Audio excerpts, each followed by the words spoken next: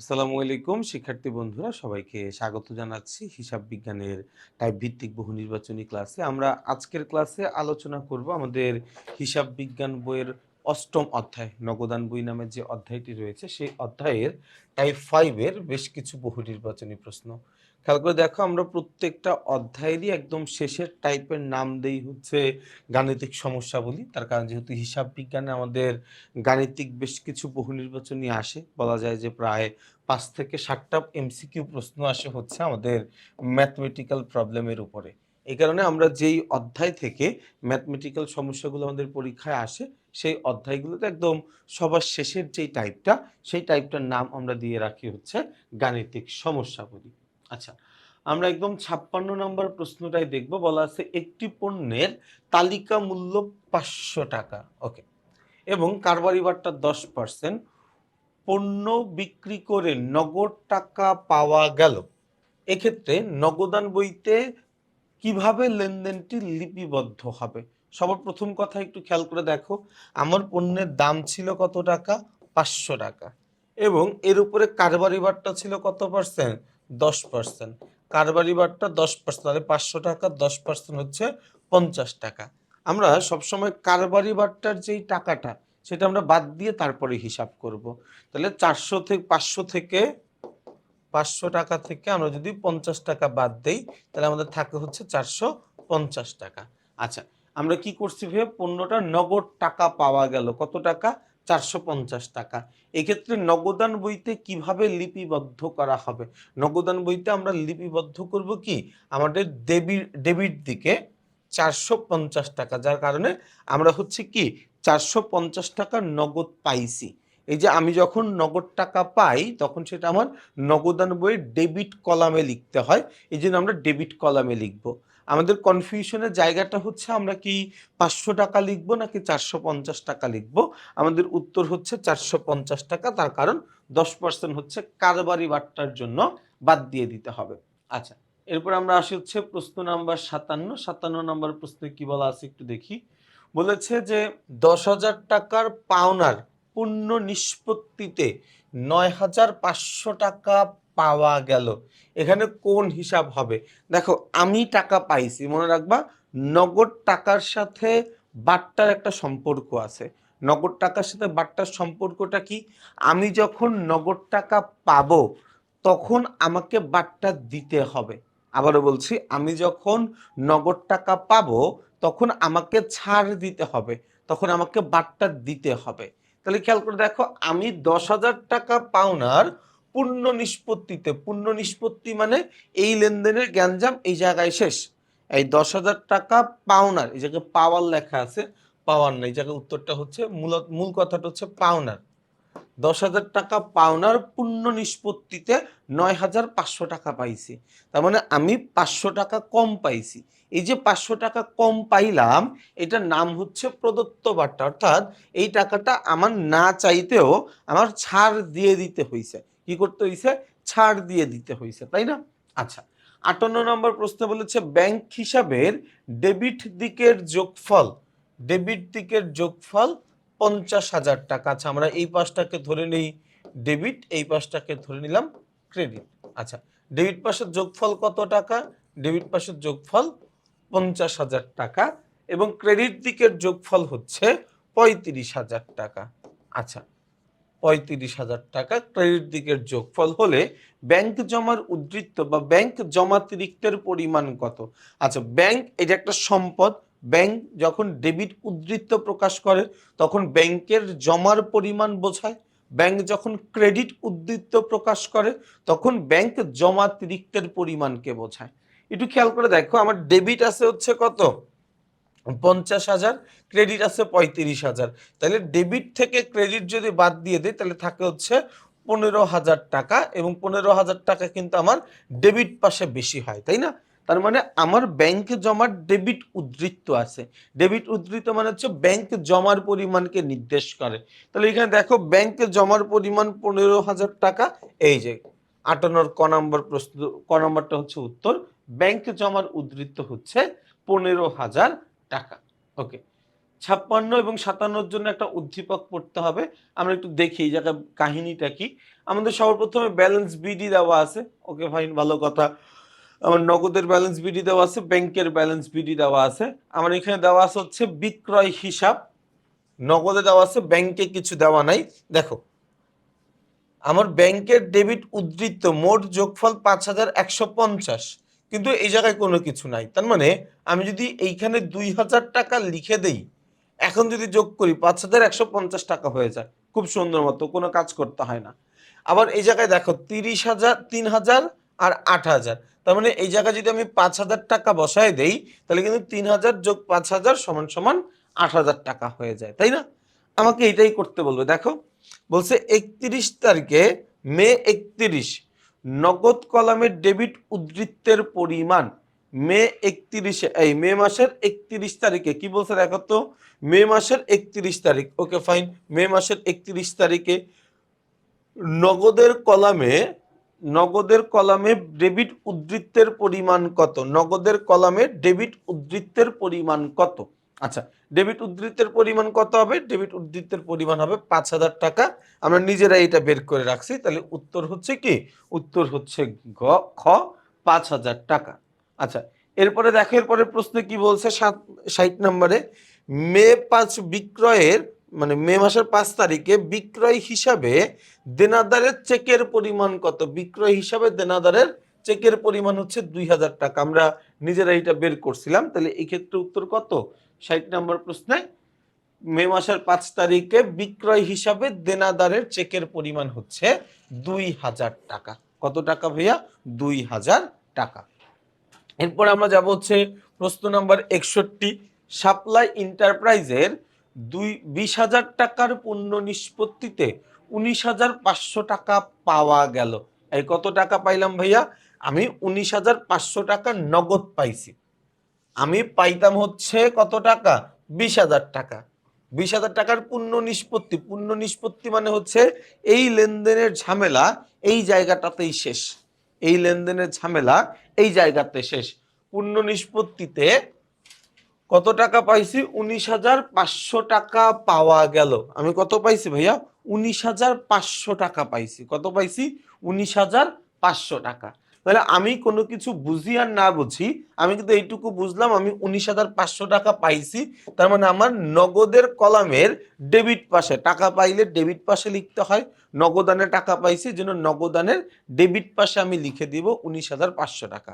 আচ্ছা, এরপরে কি হয়েছে ভাইয়া দেখো তো, এরপরে হচ্ছে আমাকে বাট্টা দিতে হয়েছে। পাইতাম 20,000, পাইছি 19,500, তার মানে বাকি 500 টাকা আমাকে বাট্টা দিতে হয়েছে। বাকি 500 টাকা আমাকে কি করতে হয়েছে? বাট্টা বা ছাড় দিতে হয়েছে। বাট্টা বা ছাড় দিতে হয়েছে। তাহলে এখানে কি হবে? ডেবিট পাশে বাট্টার কলামে বসবে কত? 500 টাকা। আচ্ছা, ডেবিট পাশে ব্যাংকের কলামে 20,000 টাকা, এটা হবে না, কারণ আমাকে ব্যাংকে কোনো টাকা পয়সা দেয়ই নাই। তাহলে উত্তরটা কি? উত্তরটা হচ্ছে 1 ও 2, অর্থাৎ ক নাম্বার প্রশ্নটা হচ্ছে আমাদের জন্য উত্তর।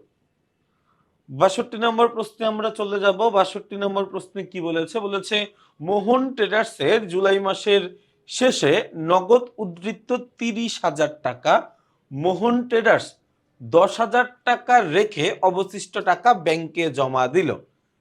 10,000 টাকা রাখার ফলে, আচ্ছা একটু খেয়াল করে দেখো, আমার কাছে মাস শেষে নগদ উদ্ধৃত ছিল 30,000।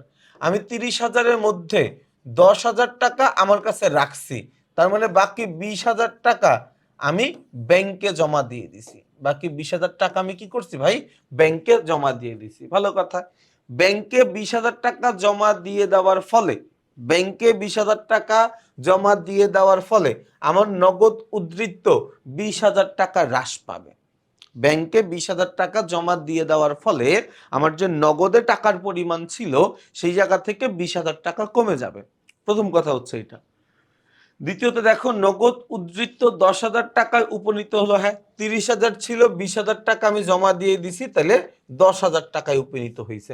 তাহলে হচ্ছে 2 ও 3, 2 ও 3 কই আছে ভাইয়া? উত্তরটা 2 ও 3 আছে হচ্ছে গ নম্বরে।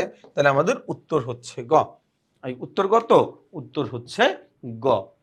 এবার 63 ও 64-র জন্য এটা একটু দেখা লাগবে আমাদের, এই উদ্ধৃত ইয়াটা। আচ্ছা, এটা কি হিসাবের খতিয়ান আমরা জানি না, বাট এটা নগদান হিসাবের খতিয়ান এতটুকু আমি জানি। আমি জাস্ট এতটুকু বলে রাখলাম তোমাদের অঙ্ক করতে যেন সুবিধা হয় এই জন্য। আচ্ছা, আমার এখানে ব্যালেন্স বিডি দেওয়া আছে, ভালো কথা, বিডি দেওয়া আছে, ব্যালেন্স সিডি দেওয়া আছে। আচ্ছা, উদ্ধৃত দেওয়া আছে, এটা নগদানের ইয়াই। হ্যাঁ, এই জায়গায় একটু কারেকশন হবে, বইতে তোমরা কারেকশন পেয়ে যাবা। এই জায়গা হচ্ছে এটা একটা নগদান হিসাব। নগদান হিসাব সর্বদা ডেবিট উদ্ধৃত প্রকাশ করে, তাই না?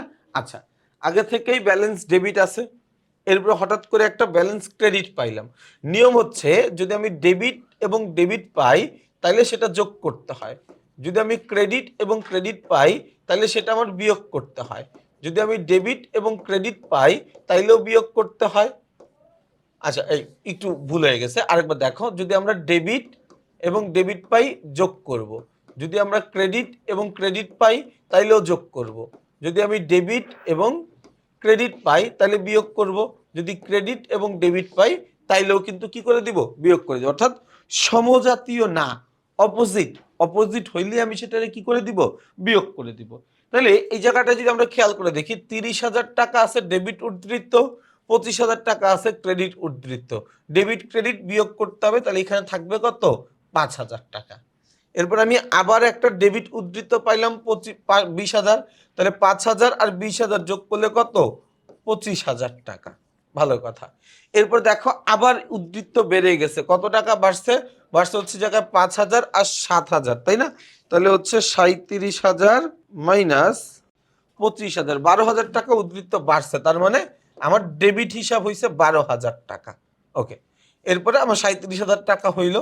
এইখানে আবার দেখো ক্রেডিট উদ্ধৃত আছে হচ্ছে 7,000, 37,000 টাকা থেকে 7,000 বাদ দিলে আমার থাকবে হচ্ছে কত, 30,000 টাকা।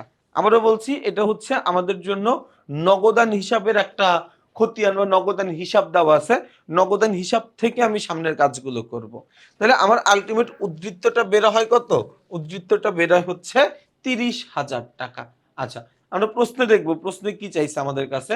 হ্যাঁ, এই যে দেখো, আমার কাছে প্রশ্ন চাইছে মাস শেষে নগদান হিসাবের উদ্ধৃত কত। মাস শেষে নগদান হিসাবটির উদ্ধৃত হচ্ছে 30,000 টাকা, যেটা আমরা বের করে ফেলছি, তাই না? আচ্ছা, এরপরে বলছে যে জুন মাসের 18 তারিখের লেনদেনটির সঠিক জাবেদা দাও। 18 তারিখের লেনদেনটা ছিল কি, আমরা এটা একটু দেখি। 18 তারিখের লেনদেনটা কি ছিল? আচ্ছা, 18 তারিখে বলছে আমার এখানে ব্যাংকের টাকা বাড়ছিল কত টাকা, 12,000 টাকা ব্যাংকের টাকা বাড়ছিল।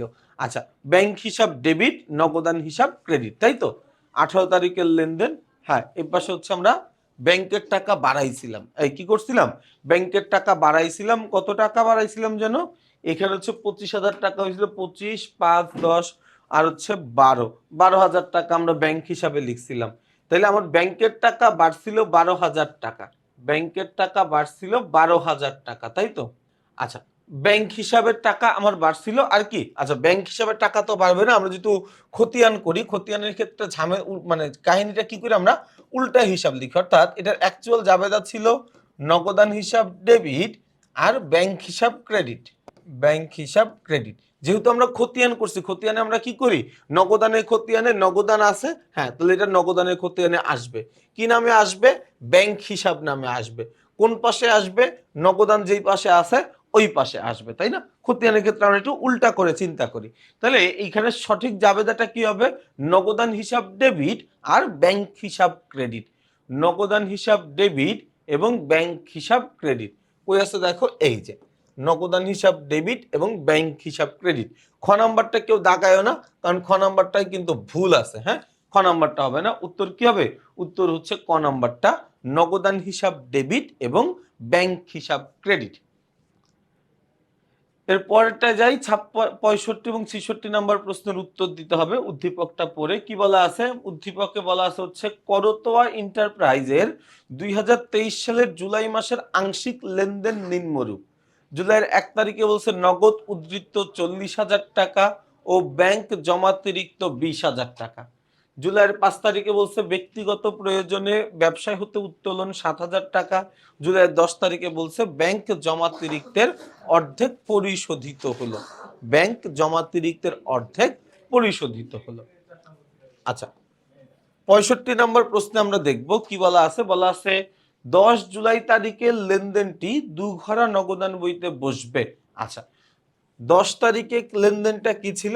বলছে ব্যাংক জমাতিরিক্তের অর্ধেক পরিশোধিত হলো। ব্যাংক জমাতিরিক্ত ছিল কত টাকা ভাইয়া? এই ব্যাংক জমাতিরিক্তের পরিমাণ ছিল 20,000 টাকা। 20,000 টাকার মধ্যে কি বলছে যে অর্ধেক পরিশোধিত হলো। 20,000 টাকার অর্ধেক 10,000 টাকা। তার মানে 10,000 টাকা আমি পরিশোধ করে দিছি। পরিশোধ করে দিছি মানে আমার কাছ থেকে নগদ টাকা চলে গেছে। নগদ টাকা যদি চলে যায় সেটা আমি নগদানের ক্রেডিট কলামে লিখবো, তাহলে ক্রেডিট দিকে নগদের ঘরে বসবে। পাশাপাশি আমি যেহেতু ব্যাংকে টাকা জমা দিছি, আমার ব্যাংকের টাকার পরিমাণ বেড়ে যায়, তাই না? তাহলে এইখানে আমার আবার কি হবে? আমার ডেবিট দিকে ব্যাংকের ঘরে টাকাটা বসবে। তাহলে আমার উত্তর দাঁড়ায় কি? উত্তরটা দাঁড়ায় হচ্ছে ক্রেডিট দিকে নগদের ঘরে, ডেবিট দিকে ব্যাংকের ঘরে। তাহলে কারণ কি জাবেদাটা একবারে বলে দিই, দেখো আমি ব্যাংকে জমা দিছি, তাহলে জাবেদা হচ্ছে কি আমার জন্য ব্যাংক হিসাব ডেবিট, আর কি নগদান হিসাব, নগদান হিসাব ক্রেডিট। তার মানে একই সাথে আমার ব্যাংকের টাকা বাড়লো, ব্যাংকের টাকা বাড়া মানে আমি ব্যাংকের ডেবিট ঘরে লিখবো, নগদ টাকা কমলো তার মানে নগদের ক্রেডিট দিকে লিখবো। তাহলে উত্তর হচ্ছে 1 ও 3। 1 ও 3 কই আছে? গ নম্বরে। তাহলে আমাদের জন্য উত্তর হচ্ছে কি? গ। উত্তর কি ভাইয়া? উত্তর হচ্ছে গ নাম্বারটা। চলে যাব প্রশ্ন নাম্বার 66। 66 নম্বর প্রশ্নে কি বলেছে? বলেছে 5 জুলাই তারিখে লেনদেনের ফলে আর্থিক অবস্থার বিবরণীতে প্রভাব পড়বে। আচ্ছা, 5 তারিখের লেনদেনটা কি ছিল একটু দেখি তো। 5 তারিখের লেনদেন ছিল ব্যক্তিগত প্রয়োজনে ব্যবসায় হতে উত্তোলন 7,000 টাকা। ব্যক্তিগত প্রয়োজনে ব্যবসায় হতে উত্তোলন 7,000 টাকা।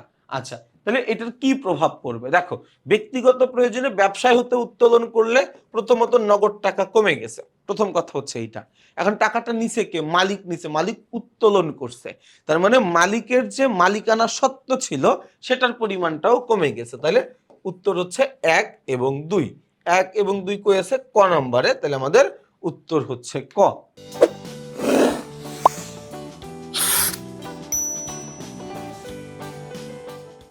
এরপর আমরা চলে যাই 68 ও 69 এর জন্য উদ্দীপকটি পড়বো আমরা।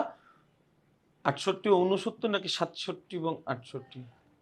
আচ্ছা, সিরিয়ালে একটু প্যাচ আছে, সমস্যা নেই, আমরা আমাদের মতো একটু দেখি। দেখো কি বলা আছে ভাই? বলা আছে সেতু ট্রেডার্স 2022 সালে, হ্যাঁ সেতু ট্রেডার্স 2022 সালের 5 জানুয়ারি নাফিস ট্রেডার্সের নিকট 5% বাট্টায়, নাফিস ট্রেডার্সের নিকট 5% বাট্টায় 1 লক্ষ টাকার পণ্য বিক্রয় করেন। বিক্রয় শর্ত হচ্ছে 3/15 অর্থাৎ 15 দিনের মধ্যে টাকা পরিশোধ করলে 3% টাকা ছাড় পাবে, 30 দিনের মধ্যে টাকাটা অবশ্যই শোধ করতে হবে। আচ্ছা, আমাকে বলছে নাফিস ট্রেডার্স যদি জানুয়ারির 20 তারিখে তার দেনার টাকার সম্পূর্ণ নিষ্পত্তিতে পরিশোধ করলে কত টাকা বাট্টা পাবে। একটু খেয়াল করে দেখো, সে কিনছিল কয় তারিখে? 5 তারিখে। তার বিক্রয় শর্তে বলাই ছিল সে 15 দিনের মধ্যে টাকা শোধ করলে 3% টাকা ছাড় পাবে, তাহলে তার 3% টাকা ছাড় দিতে হবে।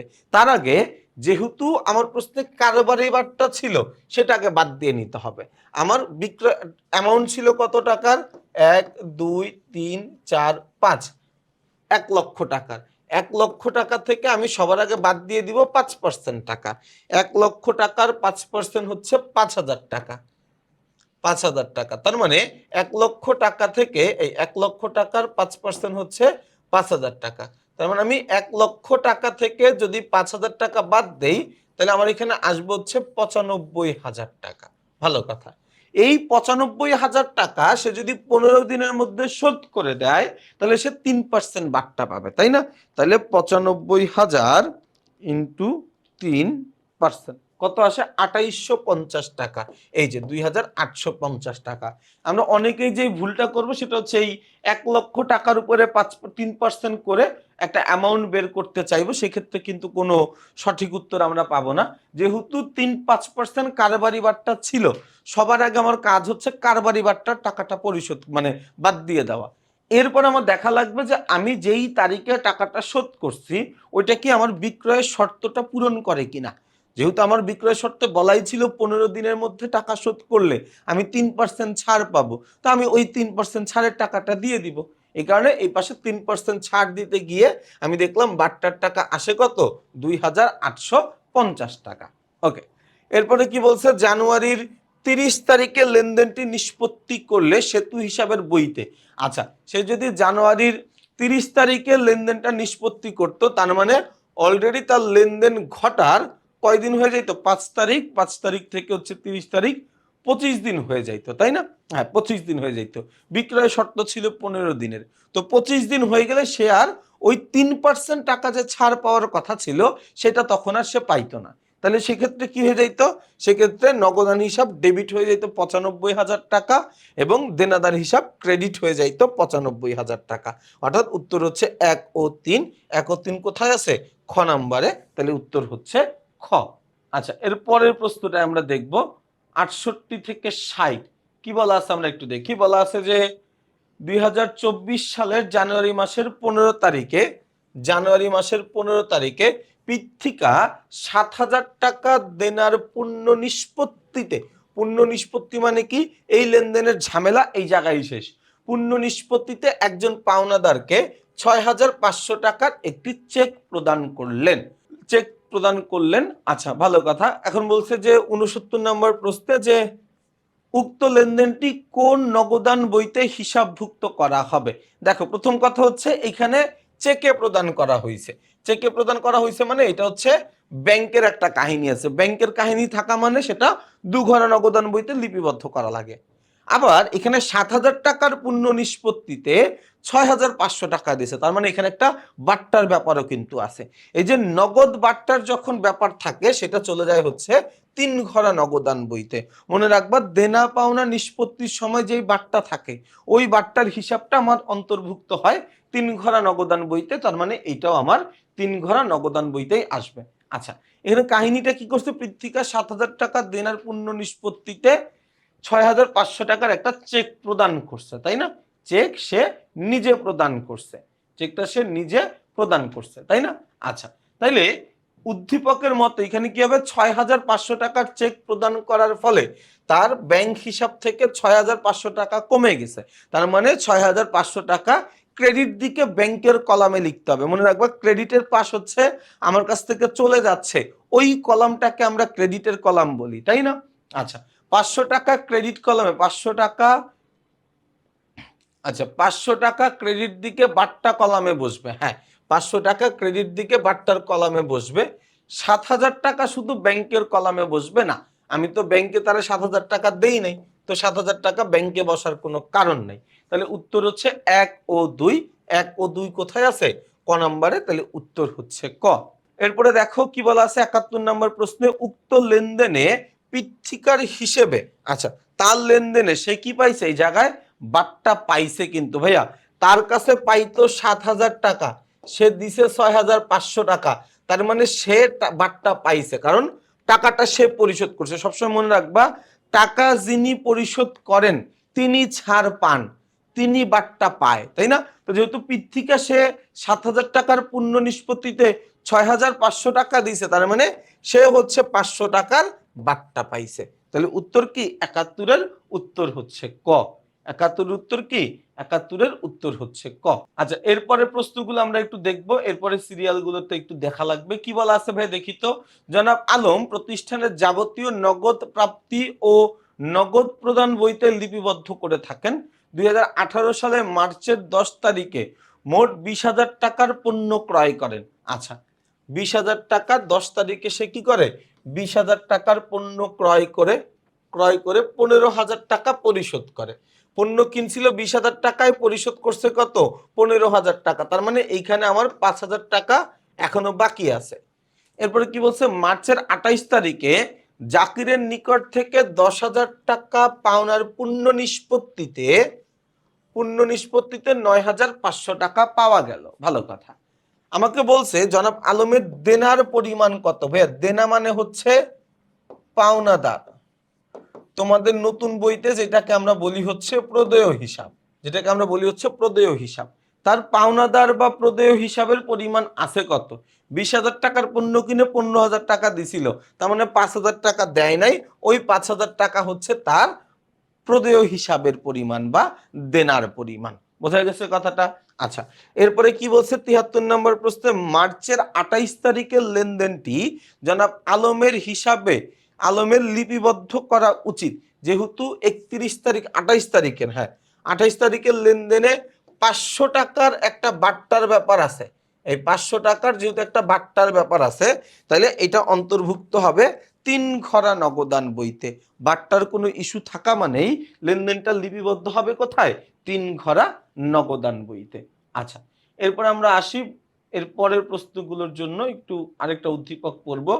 বলা আছে যে আরএফএল প্লাস্টিক কোম্পানি মার্চ মাসের নগদ প্রাপ্তি সমূহ নিম্নরূপ: প্লাস্টিকের দরজা বিক্রয় 20,000 টাকা, পুরাতন খবরের কাগজ বিক্রয় 1,000 টাকা, 5,000 টাকা পাওনার পূর্ণ নিষ্পত্তির সপক্ষে এসকে ডোর থেকে 4,800 টাকা পাওয়া গেল। তার মানে 5,000 টাকা পাইতাম, পাইছি কত? 4,800, তার মানে 200 টাকা আমি পাইনি। তাছাড়া প্রতিষ্ঠান নগদ প্রদান জাবেদায় নগদ প্রদান জাবেদার উদ্ধৃত্ত কত? উদ্ধৃত্ত হচ্ছে 15,000 টাকা। 15,000 টাকা। আমাকে জানতে চাইছে আরএফএল প্লাস্টিক এর নগদ প্রাপ্তি জাবেদার উদ্ধৃত্ত কত হবে? নগদ প্রাপ্তি জাবেদার উদ্ধৃত্ত হবে নগদে যত টাকা পাইছি তার পরিমাণটা।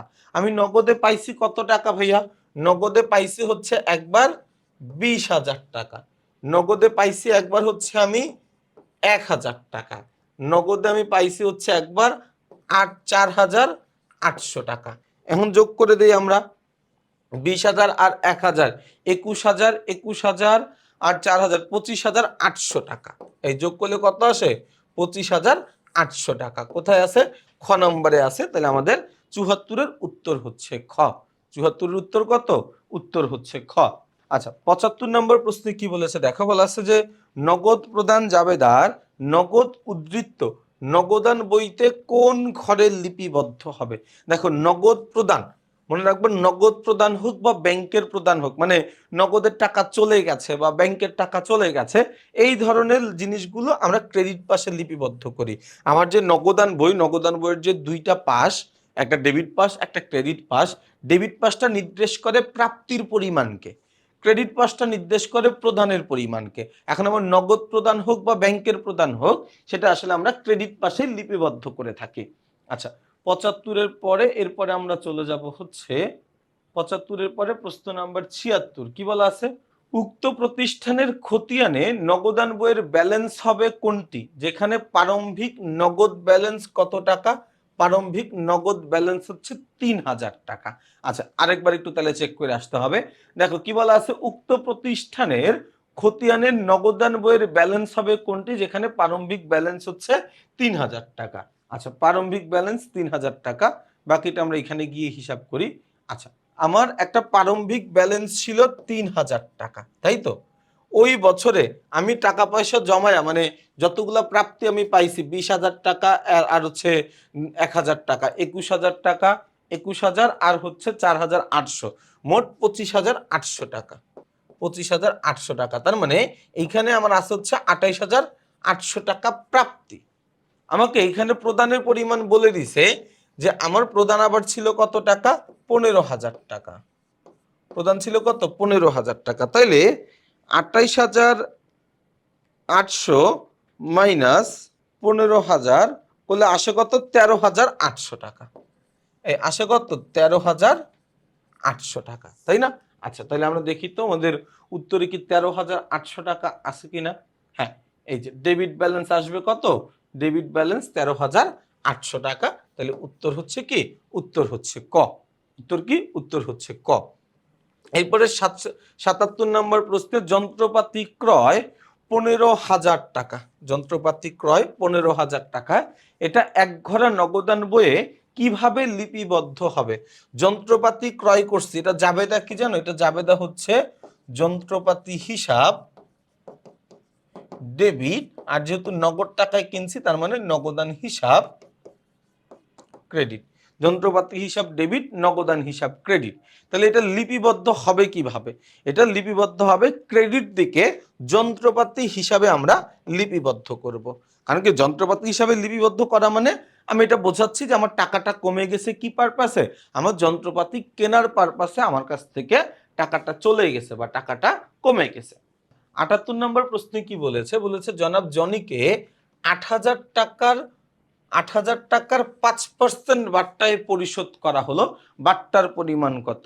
৮,০০০ টাকার উপরে ৫% করে দাও। ৮,০০০ টাকা ইন্টু 5% করলে আসবে কত? আসবে হচ্ছে ৪০০ টাকা, তাই না? তাহলে উত্তর কত? উত্তর হচ্ছে ৪০০ টাকা। এরপর আমরা দেখি, এরপর আমাদের আরেকটা উদ্দীপক আছে, দেখি উদ্দীপকে কি বলা আছে। বলা আছে মারিয়া এন্টারপ্রাইজ ২০২৪ সালের জুলাই মাসে ব্যাংকে ৫০,০০০ টাকা জমা দিল।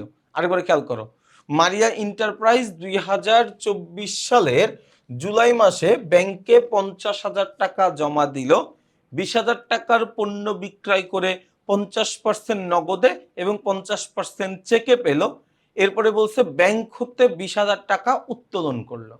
আমার প্রশ্নে জিজ্ঞাসা করা হয়েছে কন্ট্রা এন্ট্রির পরিমাণ কত? কন্ট্রা এন্ট্রি মানে কি? কন্ট্রা এন্ট্রি মানে হচ্ছে বিপরীত দাখিলা, বিপরীত দাখিলার পরিমাণ নির্ণয় করতে বলছে, তাই না? আচ্ছা, বিপরীত দাখিলা বা কন্ট্রা এন্ট্রি হচ্ছে তিনটা। ব্যাংকে টাকা জমা দেওয়া হলো, ব্যাংক থেকে অফিসের প্রয়োজনে টাকা উত্তোলন করা হলো, ১ তারিখের চেক অন্য ভিন্ন একটা তারিখে জমা দেওয়া হইলো, তাই না? আচ্ছা, একদম শুরুতে যদি দেখি যে ২০২৪ সালের জুলাই মাসে ব্যাংকে ৫০,০০০ টাকা জমা দিল, তার মানে ব্যাংকে জমা দেওয়া এটা একটা কন্ট্রা এন্ট্রি, ব্যাংক থেকে উত্তোলন করা এটাও কিন্তু একটা কন্ট্রা এন্ট্রি। তাহলে ৫০,০০০ আর ২০,০০০ যোগ করলে কত? ৭০,০০০ টাকা। দুইটাই কিন্তু কি আমার জন্য কন্ট্রা এন্ট্রি, তাই না? আচ্ছা, মাস শেষে ব্যাংকের উদ্ধৃত্ত কত? মাস শেষে ব্যাংকের উদ্ধৃত্ত দেখো, সে হচ্ছে প্রথমে ব্যাংকে জমা রাখছিল ৫০,০০০ টাকা, ২০,০০০ টাকার পণ্য বিক্রি করে ৫০% টাকা নগদে, ৫০% টাকা চেকে পাইছে। তাহলে ২০,০০০ টাকার ৫০% হচ্ছে ১০,০০০ টাকা। ব্যাংক হতে উত্তোলন করছে কত? ২০,০০০ টাকা। তাহলে ২০,০০০ টাকা বাদ যাবে, তাহলে থাকে কত? থাকে হচ্ছে ৪০,০০০ টাকা। তাহলে তার ব্যাংকের উদ্ধৃতের পরিমাণ হচ্ছে ৪০,০০০ টাকা। ব্যাংকের উদ্ধৃতের পরিমাণ কত? উদ্ধৃতের পরিমাণ হচ্ছে ৪০,০০০ টাকা, তাই না? তাহলে দেখো আমাদের টাইপ 5টা একটু বড় ছিল, বেশ কয়েকটা এমসিকিউ ছিল। আমরা চেষ্টা করেছি সবগুলো গাণিতিক সমস্যা একদম বিস্তারিত তোমাদের সামনে সমাধান করার জন্য। আশা করছি তোমাদের সাথে পরবর্তী কোনো একটা পর্বে আবার দেখা হবে। সেই পর্যন্ত সবাই ভালো থাকবা, সুস্থ থাকবা, আমার জন্য বেশি করে দোয়া করবা। আসসালামু আলাইকুম।